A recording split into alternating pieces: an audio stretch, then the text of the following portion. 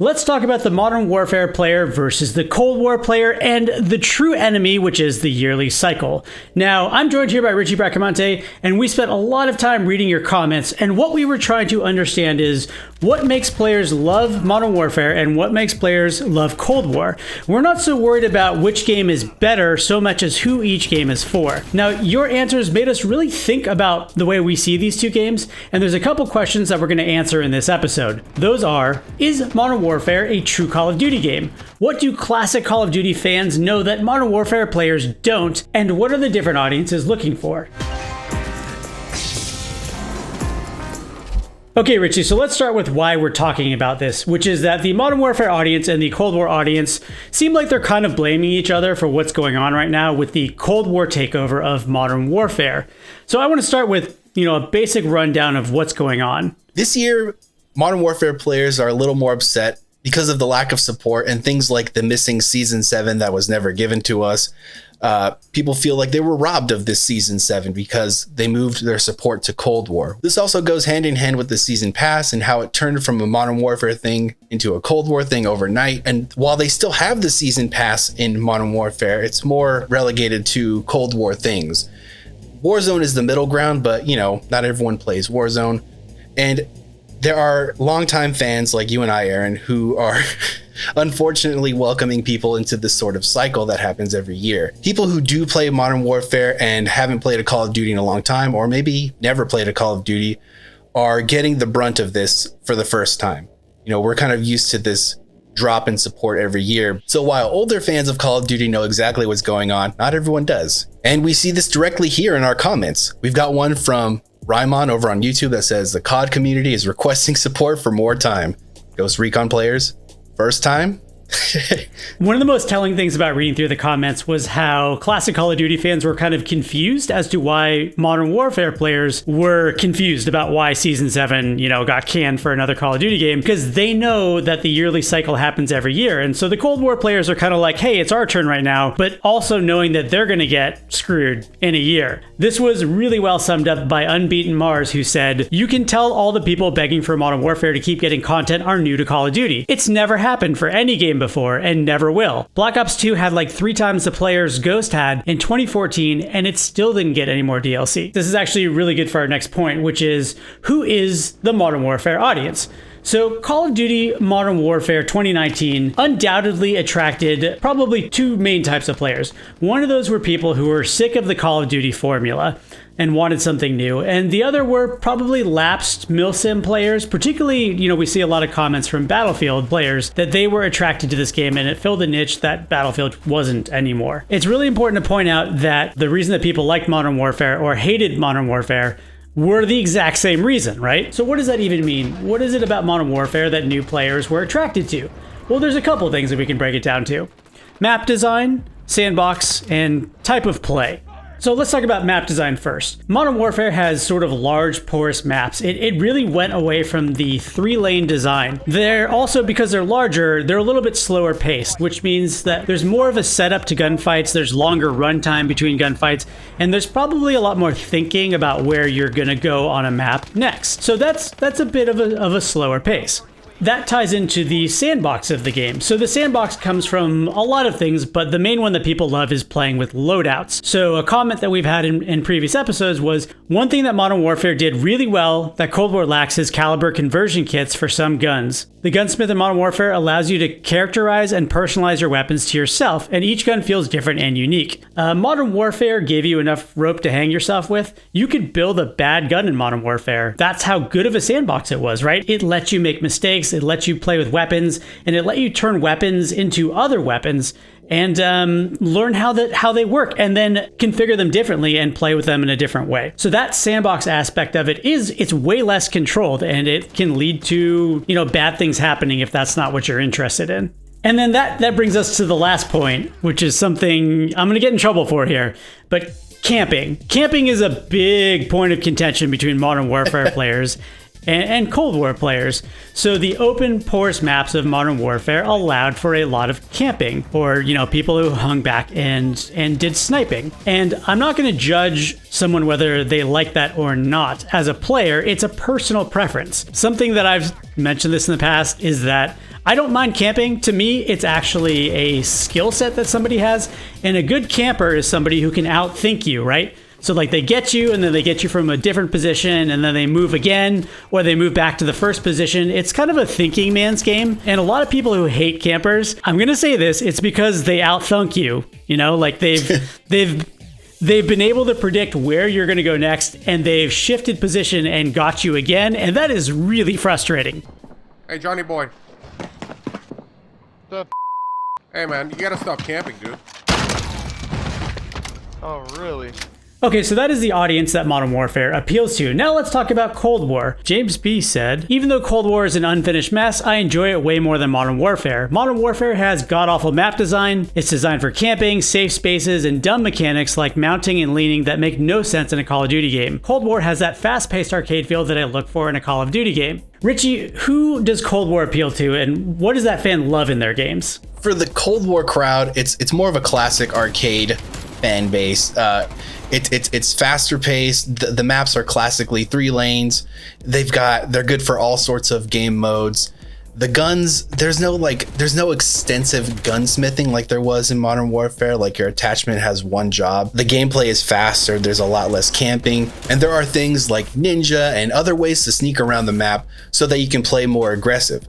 Unlike Modern Warfare with its big maps, that sort of discourages that sort of aggressive playstyle, for better or worse. So in general, Cold War is for more the arcadey, classic style Call of Duty player, especially Black Ops. It's a very refined version of that. It feels like a lot of these players also consider something like Black Ops 2 to be the pinnacle of Call of Duty game design. Black Ops 2 was important in a lot of very big ways. It was the perfect storm of a lot of things, really. Like YouTube was on the rise, so people were using like theater mode to make all these sick edits. Clans were coming up and League Play was introduced, so you know, we got to hear more and more about the FaZe clan or Optic clan and things like that. They were getting popularity. Black Ops 2's maps were also just so memorable, so much so that they're converting them over to Cold War. Like, you know, Raid, that's a great map for all sorts of game modes. A lot of them had that classic 3-lane design we talked about, but like perfected. Some of those maps are just unforgettable. And they're built in such a way so where you can't really hang out and snipe for too long. There are some, you know, secret spots and jumps and stuff like that, but you know, for every spot that you can camp out in, there's another one with like a barrel like right in the way or something to block you and prevent you from camping out too long. Black Ops 2 also had like some of the greatest zombies maps, the most memorable maps there, and they started to build the story off the zombies map, so it just wasn't like a survival based game mode anymore. It was more of a story, including like the transit map. Like that's a fan favorite, or Mob of the Dead. You know, they were hitting zombies really hard, really well in Black Ops 2. And it was just a special time where like a lot of things were hitting their stride. It was a pinnacle for a lot of people, myself included. It was up there as one of my favorite. It's probably my favorite Black Ops games, but for a lot of other people, it's like the best. It's like it's the pinnacle, and it's hard to disagree with that. Boys, let's get to work. Okay, so this comes down to, I think, one of the most important comments that I read that really got me thinking about the difference between Modern Warfare and Cold War. And this came from Steven34. I love Cold War. It plays a lot like Black Ops 1. Modern Warfare was not a true Call of Duty. It felt more like a Rainbow or a Battlefield. If I want those experiences, I'll play those franchises instead. Call of Duty is supposed to be an arcade shooter for fun. Now, Richie, I think you and I both agree that the game that appeals to us between these two is the Modern Warfare 2019. But this posed a really legitimate question. Is Modern Warfare 2019 a real Call of Duty game? And I think, honestly, when I did some soul searching on this one, yeah, no, it's not. Like, the reason that people love Modern Warfare 2019 is because it's not a classic Call of Duty game. That's why they were attracted to it. That's why they're upset that it's not being supported continuously, like, you know, Battlefield games were with many DLCs that sometimes lasted beyond a year. It's not what they're used to. And that's why people who love Cold War are so confused, because they are classic Call of Duty players.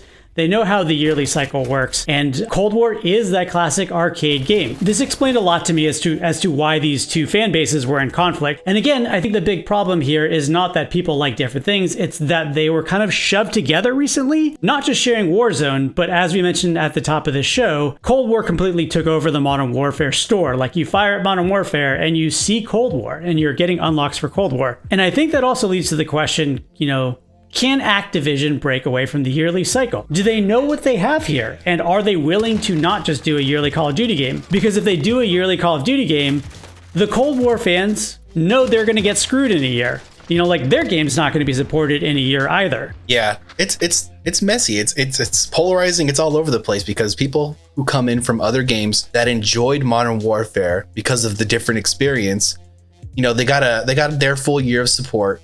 It made Activision billions of dollars. People loved it. Less people hated it, but there were still haters, of course. A lot of people loved it. It brought in tons of people and tons of money. And then the next game was a total 180 back to the classic Call of Duty style. So those people who were hoping for support or hanging on for Season 7 just got Cold War, the next game, which does not play like Modern Warfare. So it's tough. All these people are like, I'm looking for more Modern Warfare. Warzone can only carry you so far, but it's gone back to classic arcade style like in Cold War, and that's just not pleasing everybody. Honestly, we want the best for both audiences. We feel like the Modern Warfare fans deserve another season, and we feel like the Cold War fans deserve the best year that they can possibly have. And the problem is convincing Activision to not just lump the two games together the way that they've already done it. Right. It's also sticky for that too. If Activision knew what they had, they could have continued to support Modern Warfare for another year. It's going to be a tricky call to make because does Activision, continue on with the yearly cycle, or do they finally try something different but at the wrong time? So that brings us to the question that we posed to you guys last week, which is there's some chatter right now. And I want to be clear that this is completely speculation. Nobody knows for sure. We're going to get these announcements sometime during spring. The question we posed to you last week was if Battlefield or Call of Duty go into historical settings, are you still happy with that this year? Is that enough for you? Or does that kind of mess up your plans? So that brings us back to some of your guys' comments. We have one from Sean here who says, if the next Call of Duty is a retro game, I will be playing Battlefield this year. I don't think COD can go back to World War II now because of the Warzone implementation. We're already sort of suspending disbelief with COD, Cold War, and their integration with Warzone because it kind of conflicts with timelines. There's some fantasy elements like zombies, but to go back that far to World War II, I don't know how or if they'll try to incorporate it into something like Warzone, which is their moneymaker. They're going to have to figure out a way to do it, and I don't know if World War II is the right move. We've got a comment here from Rita who says, I don't know if Activision realizes that lots of Modern Warfare 2019 players are Battlefield fans that shifted away from Battlefield since the last entry was a disaster and Modern Warfare was a great substitute. Yet, if Activision keeps on trying hard to push Modern Warfare down just for Cold War to have a better display, they must be aware that if the upcoming Battlefield is something like Battlefield 3 or Battlefield 4, Activision could kiss Modern Warfare goodbye. And it's true. She goes on to say that Modern Warfare has a lot of potential, and the annual release of COD games is killing its predecessors. This is a summary of what we're talking about here, and that's the question we'll raise to you guys in the comments down below. Can Activision afford to break the yearly cycle? As always, thank you guys so much for your comments. We love to read them and use them here on the show. It's a great way for us to reach back out to you and talk more Call of Duty. If you want to see more Call of Duty, check out our GameSpot YouTube page. We've got a bunch of videos and playlists of all things Call of Duty, including our brand new evolution of the M16. It's been in just about every Call of Duty game, so I think you should check it out. And as always, thanks for watching. Leave a like, subscribe if you want more, and we'll see you next time.